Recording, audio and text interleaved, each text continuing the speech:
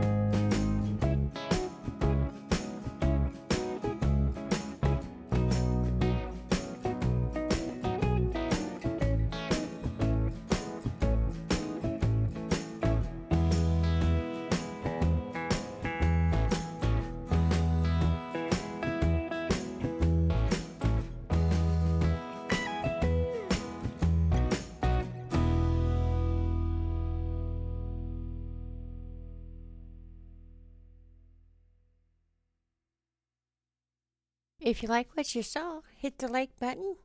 Don't forget to subscribe so that you can see more of our adventures. Leave a comment. We'd love to hear from you. Thanks for watching.